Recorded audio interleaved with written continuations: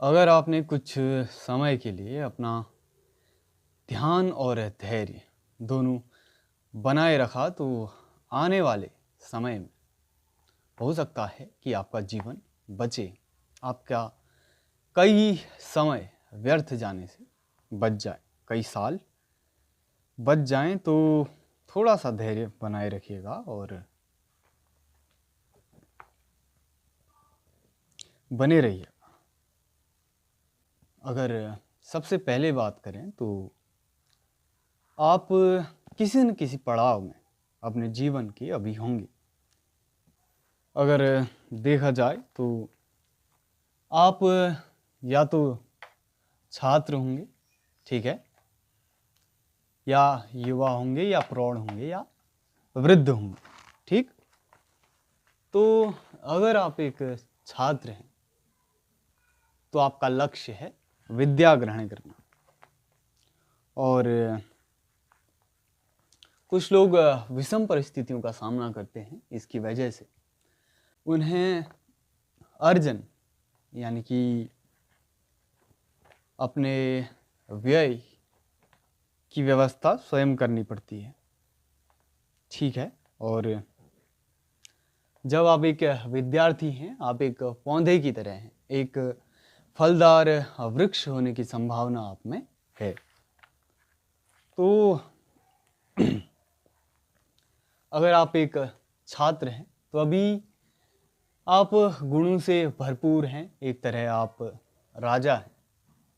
अगर आप एक युवा हैं तो तब आपकी कुछ समस्याएं इस प्रकार हो सकती हैं, जैसे कि रोजगार है, यह आपकी समस्या हो सकती है, या आपकी समस्या हो सकती है धन संग्रह और विवाह संबंधी, ठीक।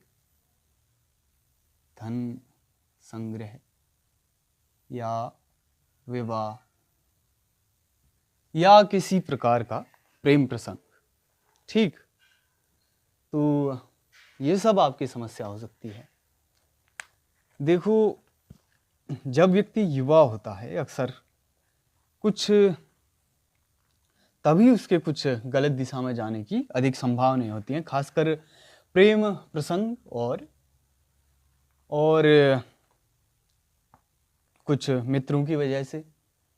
हो सकता है कि आप किसी प्रकार के मादक पदार्थों का सेवन करें या प्रेम प्रसंग में आके हो जाते हैं कि बहुत सारी हानियां हो जाती हैं व्यक्ति को। तो इस समय थोड़ा नाजुक होता है काफी एक युवा का। तो ये सब आपकी समस्या हो सकती है। और अगर आप प्रौढ़ हैं तो तब आप क्या देखते हैं? तब आप देखते हैं अपने पारिवारिक संबंध।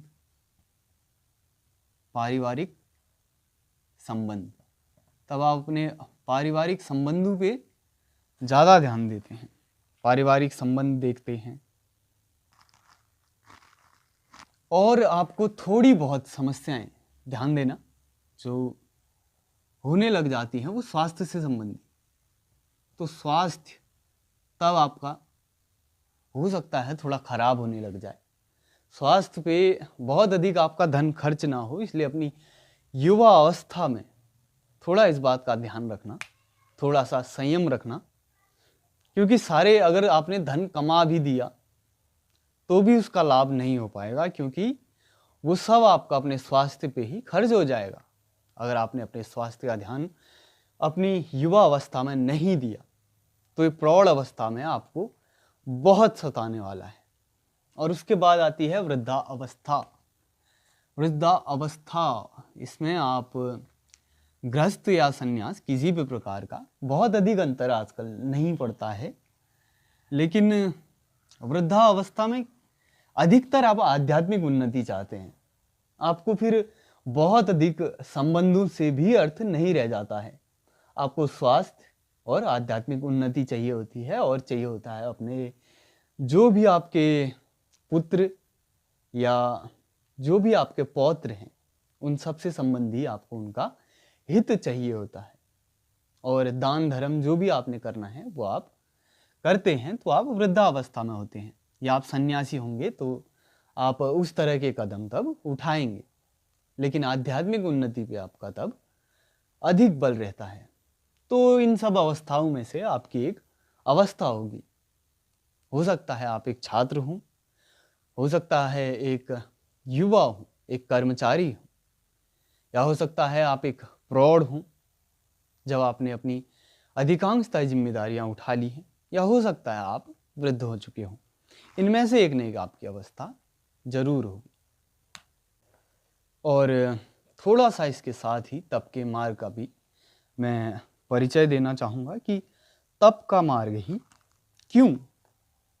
तप सर्वमान्य है, ज्ञान सभी जीवों को होता है और तप भी सभी जीव करते हैं, इसलिए उसे अलग से प्रस्तुत करने की आवश्यकता नहीं है, क्योंकि हर एक व्यक्ति कष्ट से गुजरता है, तप से गुजरता है, अपने जीवन के लिए मेहनत और परिश्रम करता है। तो तप का मार्ग एक प्रकार से सर्वमान्य है और इसे अलग से कहने की भी आवश्यकता नहीं है। लेकिन अब सवाल ये आता है कि तप का मार्ग ही क्यों। तो ज्ञान अक्सर आपको होता है, चीज़ों की जानकारी आपको होती है, और तप के मार्ग में बहुत सारी सीमाएं नहीं हैं, जैसे कि समय की और व्यवस्था की, कि कैसी व्यवस्था है या कौन सा समय चल रहा है, किस आयु के दौर में आप हैं। इन सब की सीमाएं तप के मार्ग में बहुत अधिक नहीं है। और तप का मार्ग क्यों? क्या तप से हम बीमार हो सकते हैं? क्या तप का मार्ग हमें कठिनाइयों से गुजारेगा? देखिए, बूढ़े, बच्चे और बीमार को इसमें खासकर ध्यान देने की आवश्यकता है, लेकिन पूर्ण रूप से स्वस्थ व्यक्ति को ढूंढना भी मुश्किल है। इसलिए तप का मार्ग आपको बीमार नहीं, आपको स्वस्थ रखने के लिए अपना स्वास्थ्य इस प्रकार बनाए रखें कि आपको अस्वस्थता देखनी ही ना पड़े। और तप इसलिए, साधना नहीं, तप इसलिए कहा गया क्योंकि तप कौन करता है? अधिकांशतः एक याचक, एक प्रकार से आप कह सकते हैं एक भक्त। साधना इसलिए नहीं कही गई क्योंकि साधक में आप देखेंगे एक प्रकार का अहंकार आ जाता है, या एक प्रकार की कठोरता आ जाती है, वो स्वयं को कर्ता समझ लेता है। इसलिए इसे साधना का मार्ग नहीं कहते हैं, इसे तप का मार्ग कहते हैं, क्योंकि फल दूसरे के हाथ में होता है, फल दूसरा देगा, आपको तप का फल बाद में मिलता है। इसलिए एक प्रकार का अहम भाव आप में ना आ जाए जो कि आपकी पीड़ा और कष्ट का कारण ना बने, इसलिए इसे तप का मार्ग कहा गया। और आप ग्रस्त हों तब भी इस पे चल सकते हैं, आप सन्यासी हों तब भी आप इस पे चल सकते हैं, और इसका बहुत अधिक आपके गृहस्थ या सन्यासी होने से कोई भी प्रयोजन नहीं है। इसलिए चाहे आप ग्रस्त हों तब भी आप समान रूप से इसका पालन कर सकते हैं। और सबसे बड़ी जो इसकी बात है, सांसारिक उन्नति चाहते हों चाहे आध्यात्मिक उन्नति चाहते हों, आप दोनों के लिए इसका प्रयोग कर सकते हैं। तप का मार्ग बहुत गहरा है, बहुत गहरे अर्थों में इसके रहस्य छिपे हैं, और आपकी स्थिरता इसके लिए आवश्यक है। और ध्यान देना, इसमें कठोरता की बात नहीं की जा रही है, सिर्फ स्थिरता की।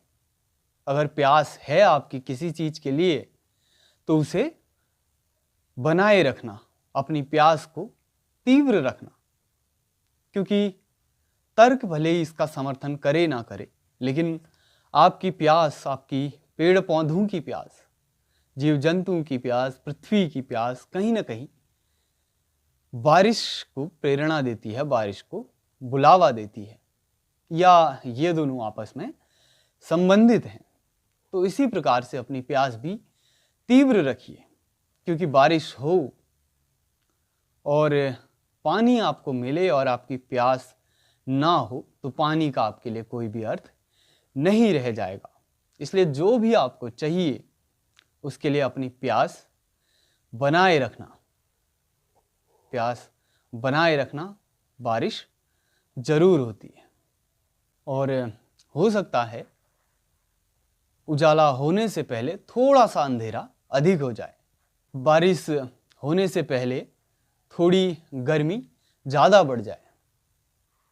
तो इसलिए धैर्य की इसमें एक अहम भूमिका है, और जितनी तीव्र आपकी प्यास होगी उतना ही आपका शरीर जल को ग्रहण करेगा और शोषित करेगा।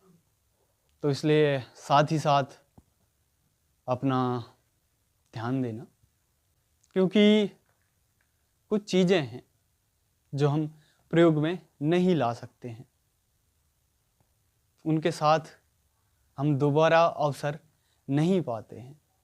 समय है, जीवन है, ये वापस लौट के नहीं आते हैं। इसलिए अगर किसी व्यक्ति ने किसी चीज़ के पीछे अपना जीवन लगाया हो तो उस पर आपको पुनः अपना जीवन लगाने की आवश्यकता नहीं है। आप उन्हें वैसे ही ग्रहण करें, वैसे ही सुनें।